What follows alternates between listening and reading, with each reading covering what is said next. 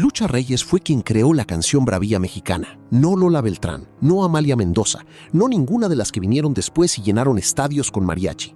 Fue ella, una mujer de Guadalajara que nunca conoció a su padre, que quedó muda 2 veces en la infancia por enfermedades, que perdió un hijo antes de nacer, que fue golpeada por hombres que decían quererla y que inventó un estilo de cantar que el mariachi mexicano todavía usa hoy. Murió a los 38 años, sola, en un cuarto, con tequila y pastillas, mientras su hija adoptiva de 11 años esperaba en la farmacia, creyendo que iba a traerle medicina para el dolor. Esa es la historia que México olvidó. María de la Luz Flores Aceves nació el 28 de mayo de 1906 en Guadalajara, Jalisco. No conoció a su padre. El apellido Reyes, que usó toda su vida, era el apellido del padrastro, no el suyo. A los 5 años una enfermedad la dejó muda temporalmente. Muda, siendo una niña que desde que tenía memoria quería cantar. El habla regresó de a poco y con ella el canto, pero esa fragilidad en la garganta la acompañó siempre como una advertencia de lo que podía perder. La familia se mudó a la Ciudad de México cuando ella tenía alrededor de 11 años y se instalaron en una vecindad modesta en la colonia Morelos. No hubo dinero para terminar la primaria. Lucha se integró al coro de la iglesia del Carmen del barrio porque era la única manera de seguir cantando sin que le costara nada a nadie.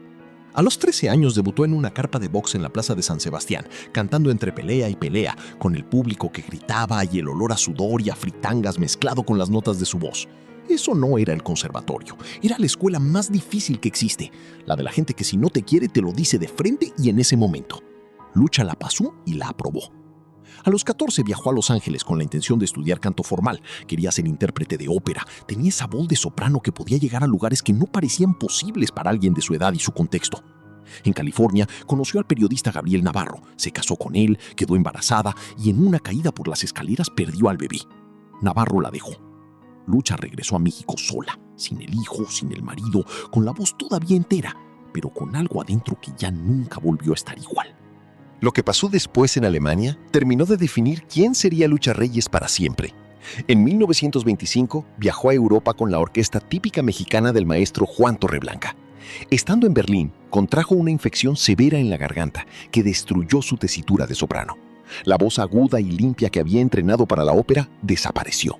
Lo que quedó en su lugar era algo que no se podía enseñar en ningún conservatorio. Una voz ronca, rasposa, con una profundidad y una aspereza que sonaba como si viniera de un lugar muy adentro de la tierra. Otro cantante en esa situación hubiera abandonado. Lucha Reyes tomó esa voz rota y la convirtió en su instrumento. Regresó a México y empezó a cantar rancheras con mariachi en una época en que ese género era territorio exclusivamente masculino, y ninguna mujer lo había ocupado con esa fuerza y esa convicción. La Tequilera, Caminito de Contreras, Ay Jalisco no te rajes, La Panchita. Canciones que su audiencia aprendía de memoria y que las intérpretes que vinieron después de ella estudiaron como si fueran un texto sagrado. Lola Beltrán la admiraba tanto que en algún punto quiso llamarse Lucha Grande en homenaje, y sus amigos le dijeron que ese nombre era demasiado grande para cualquiera. Lucha Reyes causaba tumultos. Se paraba en el centro del escenario con una botella de tequila en la mano. Cantaba, y cuando sentía que la voz se le anudaba en la garganta, le daba un trago largo a la botella, y la voz salía todavía más rasposa y más poderosa. Al principio era un gesto escénico, luego se convirtió en necesidad, y luego se convirtió en lo que la mató. Los amores no le salieron bien. Uno de sus novios, Antonio de la Vega, la maltrataba física y psicológicamente. Otro marido, Félix Martín Cervantes, murió antes que ella. Adoptó a una niña, a la que llamó igual que ella, María de la Luz. Era lo más cercano a una familia estable que había tenido, una hija que la quería y que la miraba actuar desde los costados del escenario. Pero el alcohol fue creciendo a medida que los golpes de la vida se acumulaban. La pérdida del hijo en Los Ángeles, el maltrato, los matrimonios que no resultaron, la soledad de una mujer que podía llenar teatros y vaciarse completamente al llegar a casa. En los últimos meses de su vida, hubo noches en que estaba tan borracha que no podía salir al escenario aunque fuera la estrella principal del espectáculo. El empresario esperaba, el público esperaba, y Lucha estaba en el camerino con una botella que ya no la soltaba. En mayo de 1944 murió la señora Francisca Cervantes, madre de su primer esposo, una mujer a quien Lucha quería como si fuera su propia madre. Ese duelo fue el último peso que la estructura no pudo aguantar. Se encerró en su recámara, 2 semanas adentro, con tequila, sin ver a nadie, sin salir a trabajar, sin comer bien. Su hija de 11 años la miraba desde afuera de la puerta sin saber qué hacer. El 23 de junio, Lucha pareció mejorar un poco. Habló más, comió algo y los que estaban cerca pensaron que lo peor había pasado.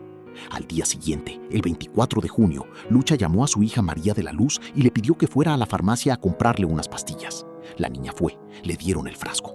Lo trajo de regreso a casa sin saber qué eran ni para qué. Lucha tomó 25 pastillas de barbitúricos mezcladas con lo que quedaba de tequila.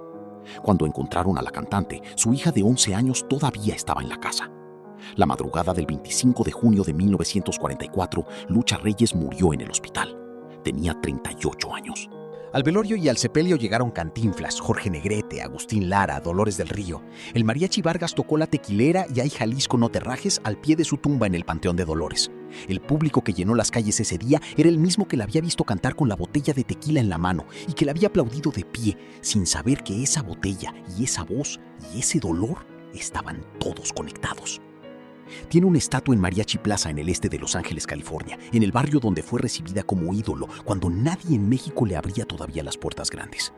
El mariachi mexicano que el mundo conoce hoy, con voz de mujer, con esa manera de cantar que mezcla la bravura con el lamento, viene de ella, de una niña de Guadalajara que quedó muda 2 veces, que perdió un hijo, que la golpearon, que encontró en una voz rota su instrumento más poderoso, y que al final le pidió a su hija de 11 años que fuera a la farmacia sin decirle para qué eran las pastillas.